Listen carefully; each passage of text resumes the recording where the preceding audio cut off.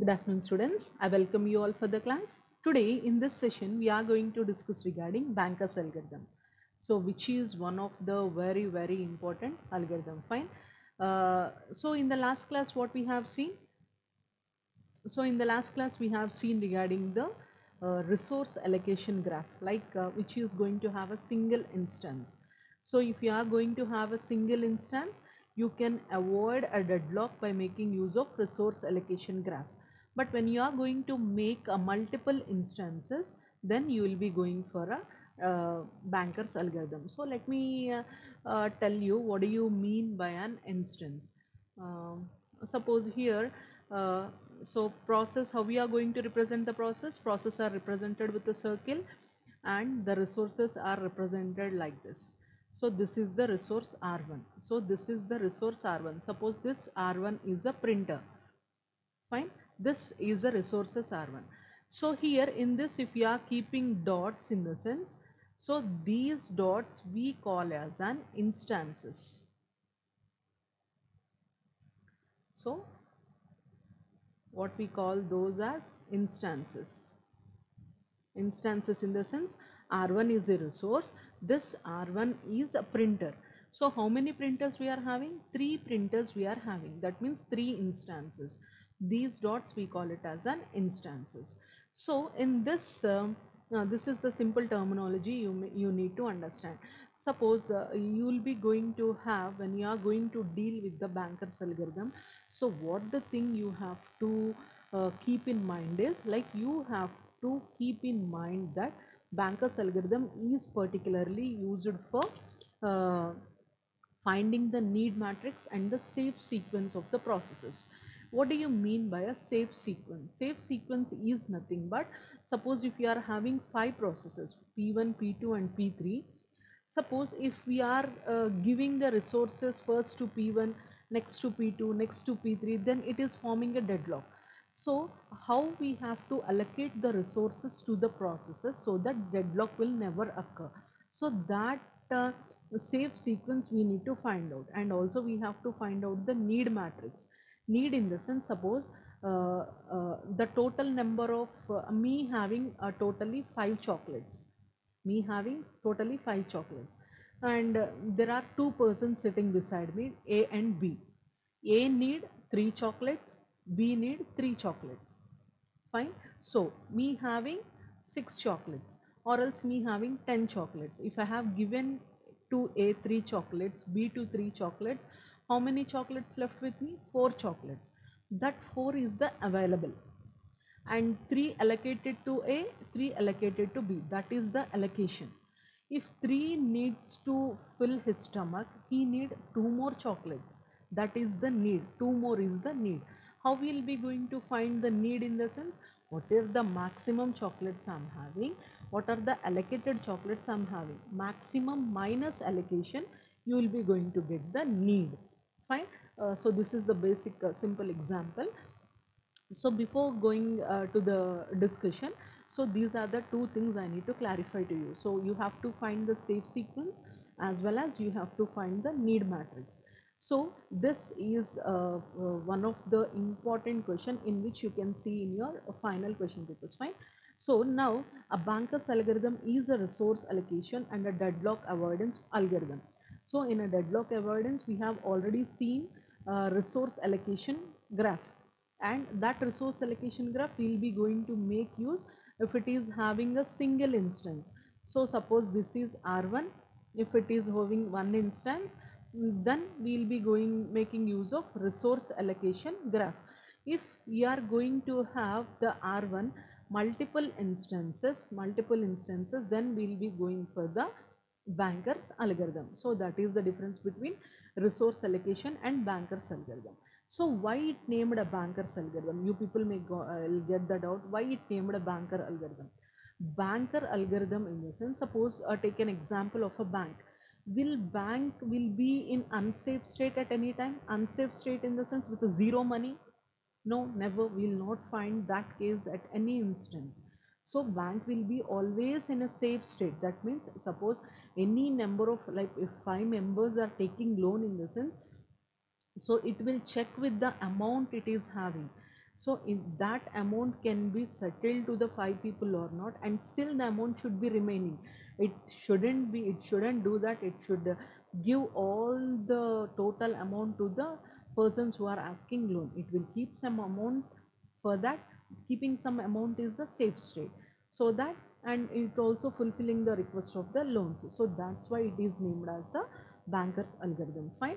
So banker's algorithm is generally used to find if a safe sequence exists or not.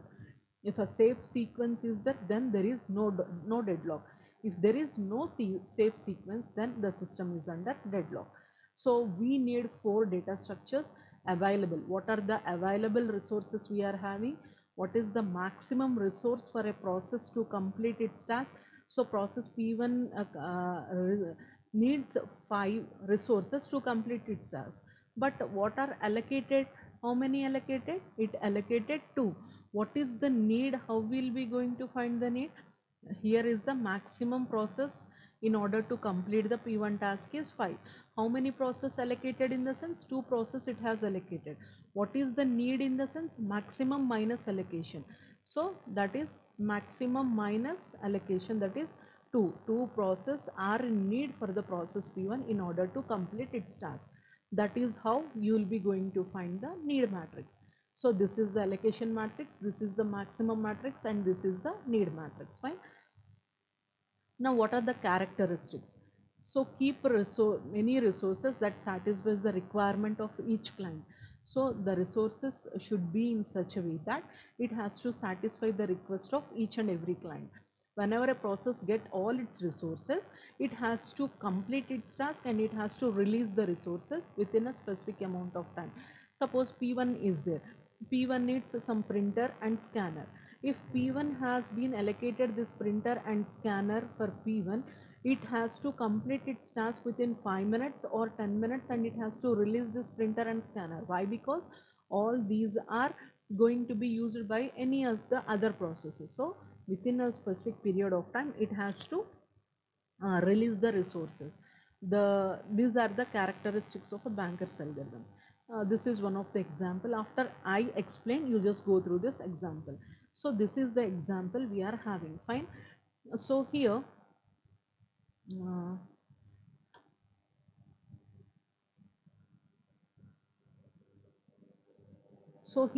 what it is there available, in the sense here A is the resource of printer and B is scanner and C is some memory. These are the 3 resources. So these are the processes P0, P1, P2, P3 and P4 are the processes. So in order to come, like first we will see the maximum. Fine. In order to complete P0 task, it needs 7 printers, 5 scanners and 3 memory. Suppose instead of memory we will keep a keyboard, 3 keyboards. Fine.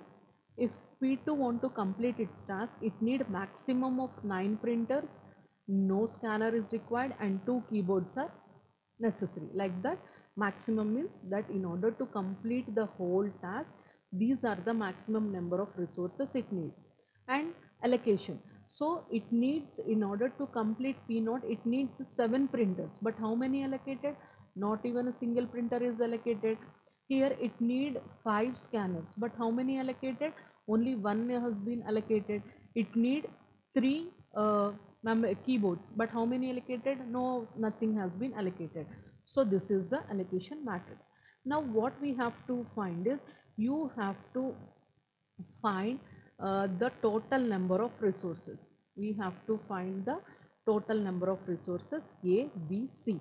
So how many are there? You have to find the total number of resources.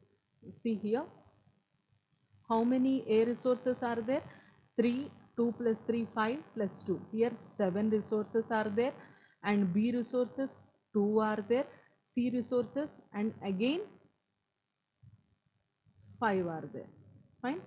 Here 3 plus 2, 5 plus 2. Here A is of 7 resources, B is of 2 resources, 5 is of C resources.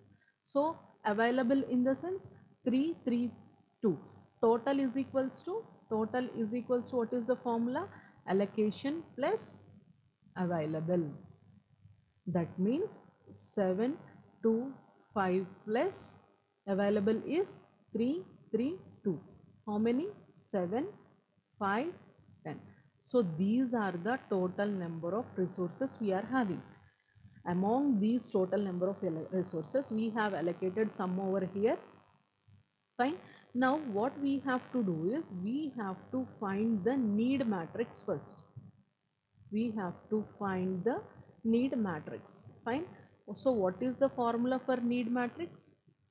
As I have said you, need is equals to maximum minus allocation. So how we will be going to find? Need is equals to maximum minus allocation. Fine. So here first we will be going to find for P1, P0. Maximum is 7, allocation is 0, 7 minus 0, 7, 5 minus 1, 4, 3 minus 0, 3. See here, next 3 minus 2, 1, 2 minus 0, 0, 2 minus 0, 0. Next 9 minus 3, 6, 0 minus 0, 0, 2 minus 2, 0, 2 minus 2, 0, 2 minus 1, 1, 2 minus 1, 1. Next 4 minus 0, 0, 3 minus 0, 3, sorry, 4 minus 0, 4, 3 minus 0, 3, 3 minus 2, 1. So this is the need matrix. So if process P0 wants to complete its task, it needs 7 printers, 4 scanners and 3 keyboards. If process P2 wants to complete, it needs 6 printers, no scanner required, no keyboard required. So we have to fulfill. So what is the available resources we are having? 3, 3, 2. With this available resources, what we have to see is, can we fulfill any of the requests? So this is a P0, this is P1, P2, P3 and P4. Can we fulfill any of the requests? Like that we have to check first. So that we have to check first with this available number of resources, can we fulfill, are we going to fulfill any of the need resources? So here 3, 3, 2 are there, here 7, 4, 3 are there, these are greater, we can't fulfill. Here this available should be greater than need, or need should be less, need is should be less than available. Fine. Here 3 resources are there, it need only 1 resource. Here 3 are there, it needs no. Like that we have to check. So in the first phase we can't fulfill this one, and the second phase what, 3 are there but we need only 1. So what we'll be going to do, we'll allocate this 332 to the process P1. So process P1 will complete its task by taking one resource from A. It will complete its task, and what it will do is, it will be going to release the allocated resources. Release allocated resources, that is 2, 0, 0 it will release. Now what is the total we are getting? 2, 3 and 5. Now this is the available resources. With this 532, can we fulfill any of the things? This is done. So first what is the safe sequence? First we have to allocate the resource to P1. Next 600, 6, here 5 are there, we can't allocate the resources. Here 0, 1, 1, here 3 are there, we need 1, 2 are there, we need 1, so we can fulfill. So P3 can be fulfilled. So after giving all the 532 resources to P3, P3 will complete its task and it will release 211. So it will release 211. So now is 3, 4, 7. Now this is the available matrix now. So with this 743, can we fulfill any of the things? Here we are going to have 431. So with this 743 we can fulfill this 431. Now we can fulfill P4. So we can fulfill P4. So P4 will release 002. It will release 002. So 002 it will release. So 3, 4, sorry, 5, 4, 7. So this is the available matrix now. So with this 5, 4, 7, 4, 5, So till here it completed, and again we have to go from the starting. So with this 745, can we fulfill 743? No, here it is yeah, here we need 3, here there are 5, he need 4, 4, 7, 7, we can fulfill this one. Next one is p naught. P naught we can fulfill, so p naught will release 0. What p naught will be going to do? P naught will release this one, 0, 1, 0. So p naught is, here it is 745. So 745 minus, here what will be going to do is, we will be going to have 0, 1, 0. So 0, 4 minus 1, it is 3, 7, 5. So 5 minus 0 is 5, 4 minus 1 is 3, 7 minus 0 is 7, 735. So with this 735, can we fulfill 600? Yes, we can fulfill 600. So P2. So now this will release 302. So here we will be going to have 302. So 7, 3 and 10. So this is how you will be going to have the safe sequence of the algorithms. Fine. So in this manner you will be going to have the safe sequence. So if you are executing P1, P1, P3, P4, P0 and P2, then you will be going to have a no deadlock. Then you will be going to have no deadlock. Fine. Suppose if you are not having any of the resources, then the system is going to be in deadlock. So how many number of allocated resources at the starting should be equal to the this one, then this one should be equal to the allocated resources. So this is how we will be going to have this one. So what is the disadvantage of Banker's algorithm? So process to change its maximum need while processing. So that is the major drawback over here. It allows all requests to be granted in a restricted time, but 1 year is a fixed period for that. All process must know and they save maximum resource in advance. Whatever the resources it needs, it has to book in advance. So deadlock detection and recovery. How we will be going to detect the deadlock and how we are going to recover the deadlock. So the operating system does not apply any of the mechanism to prevent the deadlock. Therefore, the system considers that the deadlock will definitely occur. In order to get rid of deadlocks, the operating system periodically checks for the deadlock if any are there or not. If it finds, then it will be going to recover. So what is the detection? It is a single instance and multiple instance. This is the detect the cycle and this one is the safety algorithm. So by this, when we are coming to the recovery, recover the resources or recover the processes. When you, how we will be going to recover the resources? Preempt all the resources or go back one step.